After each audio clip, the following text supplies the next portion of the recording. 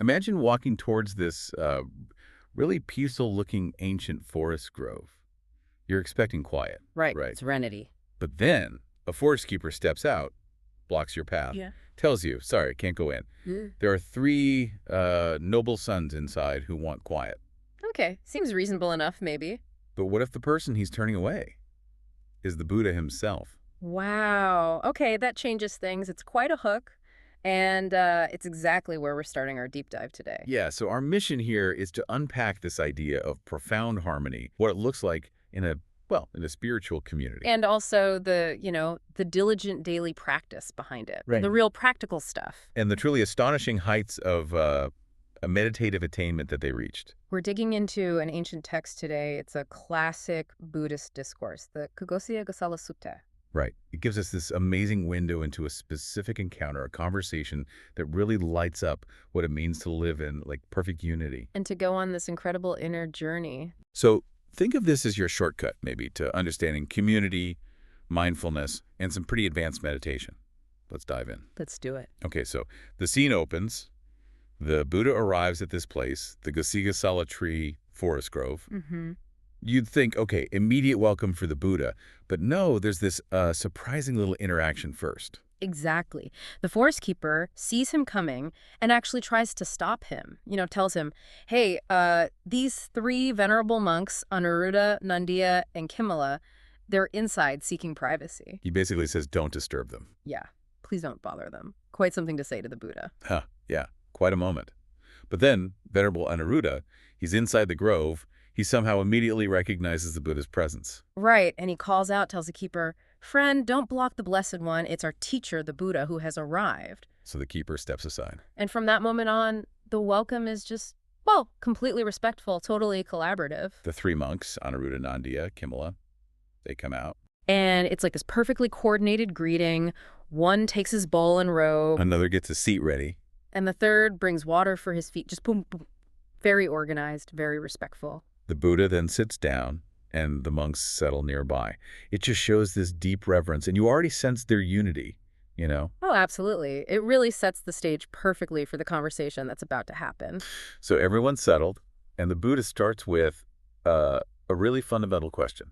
Yeah, he asks them essentially, are you guys doing okay? Are you comfortable? But more than that, he asks, are you living in unity, in concord, without disputes? And he uses that beautiful phrase like milk and water, completely blended. Regarding each other with loving eyes, that's part of it too. And they just immediately, enthusiastically say, yes, absolutely, Blessed One. But the confirmation isn't the really juicy part, is it? No, not at all. It's the how. That's where it gets really interesting. Yeah. Each monk explains how they cultivate this unity. Right. And they all start by saying what a huge gain it is, what a benefit to live with companions like these. Yeah, a sense of real gratitude for each other. And then they describe maintaining metta, loving kindness, not just in their actions, but in their speech and even their thoughts. And crucially, both openly and privately. So it's not just for show. Exactly. This isn't some surface level politeness. It's a deep internal commitment. It shapes everything they do. And then comes that really profound statement they make. Oh yeah. Our bodies are indeed separate. But our minds, I believe, are one. Just think about that. How do they achieve that? That's the million-dollar question. They explain it. They say they achieve it by setting aside their own will, their own preferences, and conforming to the will of their companions. Wow. So it's not just tolerance, okay, you do your thing, I'll do mine. Not at all. Yeah. It's much more radical. It suggests that true community, this kind of deep harmony, isn't about finding people who like the same things you do. Right. It's about aligning individual wills towards something bigger, some shared higher purpose. Precisely.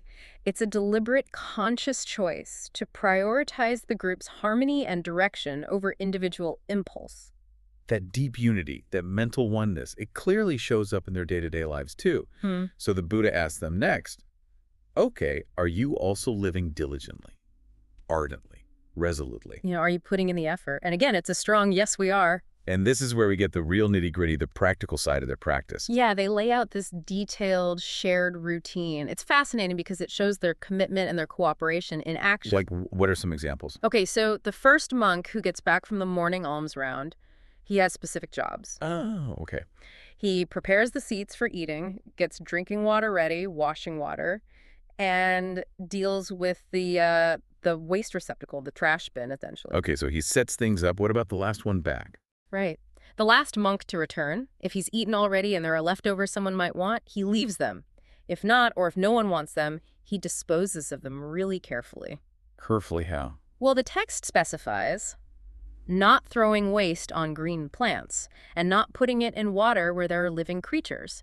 Very mindful even about waste disposal. That's incredible attention to detail. It is. Then he puts away the seats, the water pots, the waste bin, and sweeps the dining hall clean. So it's this complete cycle: set up, use, clean up, always ready for the next person or the next day. Exactly. And it shows this collective responsibility. It's not just about individual tasks. For example, anyone who sees a water pot, drinking, washing, or even for the toilet, anyone who sees one empty, they refill it immediately. They don't wait to be asked or think, it's not my job. Nope, they just do it. And if a pot is too heavy for one monk, What then? they signal with their hand to call another monk for help. No complaining, no harsh words, just, hey, need a hand here. Wow. The insight there seems, well, pretty profound, doesn't it? Mm-hmm. That even the most mundane chores, like filling water pots or sweeping, When you do them with that kind of selfless attitude, that shared responsibility, they become a powerful spiritual practice in themselves. right? It helps dissolve the ego, strengthens the group feeling. Absolutely. And it's not just chores keeping them diligent. There's another key piece. Oh, cheers. Every 5 nights, they gather for an all-night Dhamma discussion. All night. Wow. Yeah. So it shows this isn't just about smoothly running the household, so to speak. It's about active, ongoing spiritual growth, and they're doing it together. Okay, so we've seen this incredible harmony, this practical diligence. Yeah. But the Buddha then takes it another level up. He does. He asks about their higher human states, Yeah. about any special knowledge and vision they've attained beyond the ordinary. He's asking about their meditation, right? Their deep practice. Exactly. He's asking basically, what have you achieved inwardly? And this is where we really start climbing the peaks of inner peace, as described in the text. Okay, what do they say? Well, they describe this amazing progressive journey through deep meditative states. It starts with what are called the 4 jhanas, meditative absorptions. The 4 jhanas. Yeah. Okay, break those down a bit. What's the first jhana like? So the first jhana, they describe it as arising from seclusion. Seclusion from sensual desires, from unwholesome thoughts and states. Kind of quieting the mental noise. Exactly. And it has specific factors.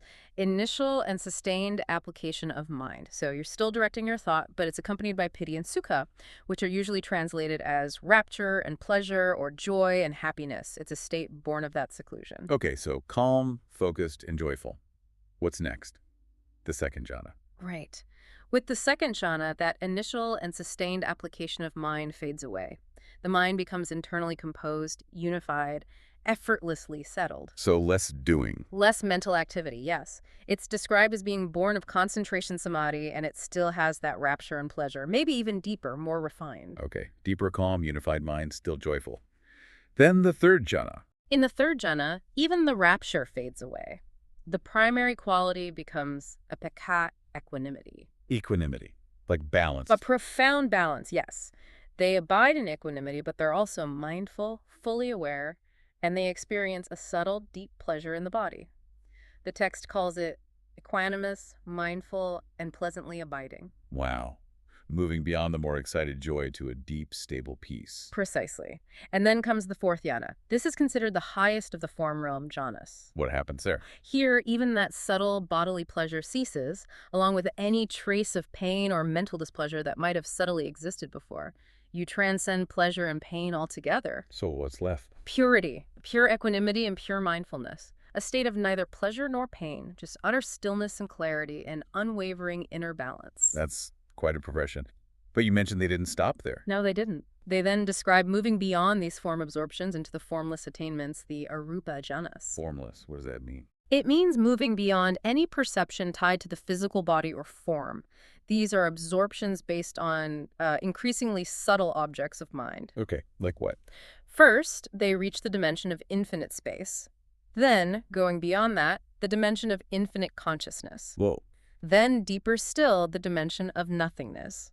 And finally, the highest of these, the dimension of neither perception nor non-perception. Either perception or non-perception. It's hard to even wrap your head around that. It really is. It's described as the very edge of conceivable experience, incredibly subtle. And is that the end goal? For them, in this description, there was one step further. They reached the cessation of perception and feeling.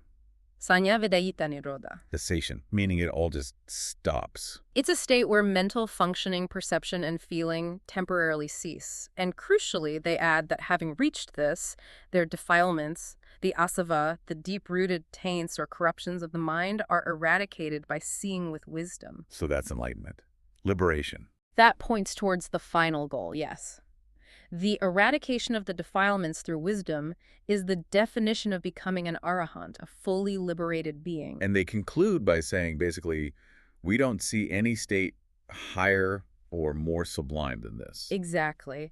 And the Buddha listens and he confirms their assessment. He says, good, monks, good. There is indeed no other comfortable abiding higher or more sublime than this. What an incredible account of inner potential. Just amazing. Truly testament to what dedicated practice can lead to. And the story has another twist, right? After the Buddha instructs him further and leaves, something else happens. Yes, it does. It's a fascinating little epilogue almost.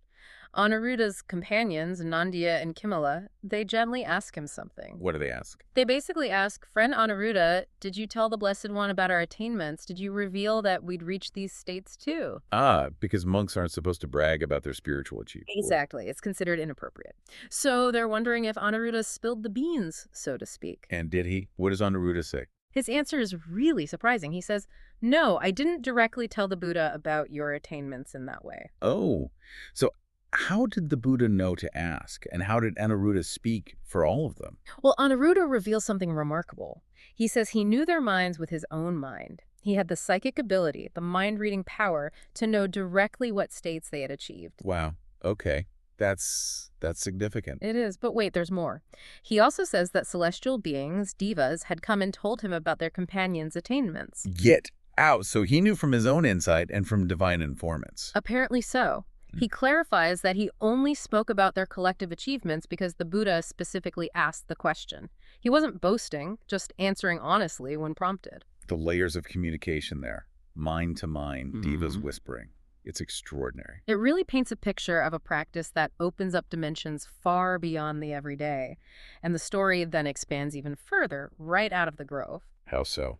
Well, just after the Buddha leaves, this powerful non-human being, a yaksha named Digoparajano, appears. A yaksha? Like a nature spirit or? Something like that, often depicted as powerful, sometimes fierce nature spirits. And this yaksha approaches the Buddha, who hasn't gone far, and starts praising him and the three monks. What does he say? He declares, it is a gain for the Vaji people. It is well gained for the Vaji people that these three noble sons dwell in their land, accomplished in the triple knowledge, referring to their high attainments. So even this powerful spirit recognizes the benefit these monks bring just by being there. Exactly, but then it gets even bigger. The yaksha's praise starts a chain reaction. A chain reaction. Yes. As soon as the yaksha speaks, the earth gods, the Damodavabe, hear it, and they take up the cry, echoing the praise. Okay. Then their voices are heard by the next level up, the gods of the heaven of the four great kings, and they start shouting the praise. No way. Yes, and it keeps going, realm by realm. The four great kings' voices reach the 33 gods, who echo it. Their voices reach the Yama gods, then the Tusita gods. This is incredible. Then the Nimanarati gods, then the Paranimana gods, all the way up to the highest celestial realms, the Brahma worlds. So this praise is literally reverberating through the cosmos. That's the image the text gives us, a cosmic cheer echoing all the way up to the Brahma world, all because of the purity and attainment of these three monks meditating quietly in a grove. That's mind-blowing, the scale of it. It is. And the yaksha isn't finished. He makes this final, incredibly powerful statement. What does he say now? He reiterates the praise and then says that if any group of people... Any group. Yes, like a family, a community, a village, a town, a city, a country, even listing all social classes, royalty, Brahmins, merchants, laborers... Or even, he says, the entire world, including all gods and humans. Okay. If any of them simply recall these three noble sons, Anuruddha, Nandiya, and Kimila with clear faith and confidence. Just remembering them with faith. Yes, that simple act of faithful remembrance will lead to their own long-term well-being and happiness. Wow. Just remembering their example brings benefit. That's what the yaka claims. It speaks to the immense power and positive influence generated by such profound practice. And the ultimate impact, the yaka's final word. He concludes that these three monks are living their lives for the welfare and happiness of many, out of compassion for the world, for the benefit, welfare, and happiness of gods and humans. Their personal practice isn't just personal.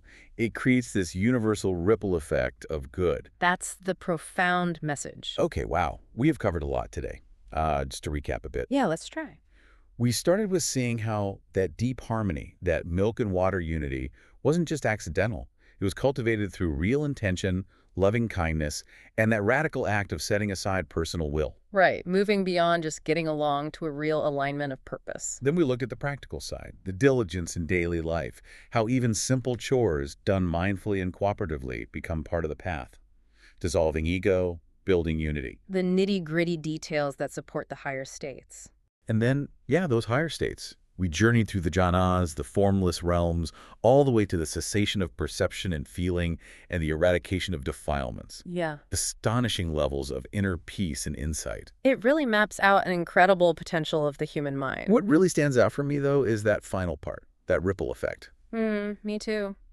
The idea that individual spiritual work, that deep mental cultivation, it isn't just for the person doing it. Right. The text strongly suggests it's not just about finding your own personal peace, like in a vacuum. Exactly. It suggests that focused practice like this genuinely creates waves of benefit. It impacts the immediate community, sure, but maybe extends way beyond that. To whole societies, even as the Yaka said, to cosmic realms, inspiring well-being, compassion, on a scale that's almost unimaginable. That's a powerful thought. It really is. So maybe a final thought for you, listening, as you go about your day. Just consider this. Yeah. What small, focused practices in your own life, whatever they might be, Could be anything, really. Mindfulness, kindness, concentration. what might they be doing that you don't see? What kind of wider, unseen impact might they be having? What ripple are you sending out into the world?